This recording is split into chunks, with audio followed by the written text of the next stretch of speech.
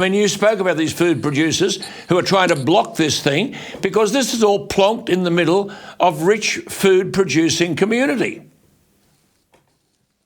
That's right, Alan, and it's been deliberately designed like that by the Queensland government so that all of these renewable energy projects don't have to comply with the same environmental regulations that are cast upon the agricultural sector and the mining and resource sector. And everybody wants to know why that is. Just staggering. I mean, so the protests have no status. I understand there were about 75 detailed submissions made to Tanya Plibersek. And for the benefit of our viewers, this included submissions from emergency service operators, an electromagnetic radiation expert, environmental scientists, local members of parliament highlighting the massive safety and environmental risks posed by the development. How can this thing be classed, Smoky Creek, as a clean energy development when it's got such potential to cause environmental damage in an area of fertile food-producing soil and stock water? Well, you're absolutely right, and I don't have an answer for that. As I said before, these projects are given the go-ahead by our governments, both state and federal, to expedite all of these things to help them with their net zero carbon commitments, net zero by 2050. Staggering. I mean, this was approved, wasn't it, the Smoky Creek thing, on the same day that the Bouldercombe Tesla battery project, which is there near Rockhampton, caught on fire, causing hazardous smoke which spread across the immediate area. Nearby residents were told to stay indoors and keep your respiratory medication close by. And all this not long after parts of central Queensland had a high fire danger rating. This is madness on steroids, surely. Oh, yeah. Again, you're absolutely right. And Bouldercombe battery, it did catch on fire. The fire brigade was told there to monitor it. They couldn't put it out. That's what happens with these lithium fires.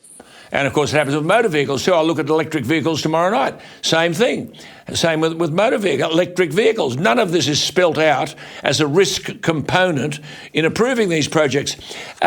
Isn't this project, Smoky Creek, situated at the head of a major watershed that actually flows into the Fitzroy River, which is Rockhampton's water supply, and the Great Barrier Reef?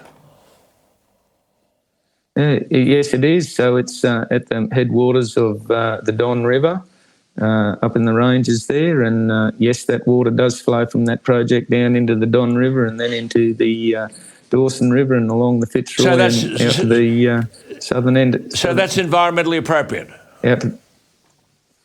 Well, apparently, and as I said, the renewable energy sector doesn't seem to have to comply with reef legislation, which is cast upon the agricultural sector. So how many solar panels, have you got any idea on this so-called factory? It's not a bloody factory. It's 9,000 acres of these things.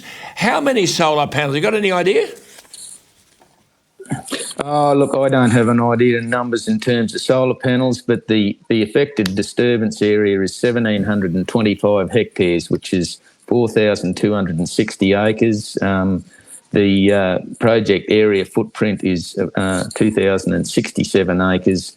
2,067 hectares, 5,000 acres. There they are on the screen. Yeah. Our viewers can see it. On the screen, it's for everywhere. 9,000 acres of that stuff that you can keep that up there, Charlie. 9,000 acres of what you see on the screen.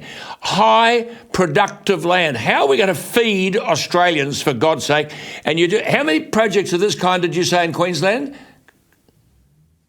Well, there's 21 in central Queensland. There are many others in North Queensland and southern Queensland, but just in my particular area up around Rockhampton, there's 21 that I know of. Look at it, it's prime agricultural land. Then you visited a property, didn't you, at Eulogie, which is situated near the Mount Hopeful wind farm, which is proposing to install those are solar panels, 170 wind turbines, eh? 50 kilometres from Rockhampton. That's right, and again, it's only one project, and these things are not small by any means. As I pointed out earlier, they're huge, and they have enormous impact because CASA has put some regulations on them. They have to chop the tops off these mountains because they'll be too high, and they'll affect the flight path going into the Rockhampton Airport. So it will have an enormous impact on all that greater area. It's just unbelievable. You don't hear about any of this anywhere. You'll hear about it on here on ADH, but you don't hear about it anywhere.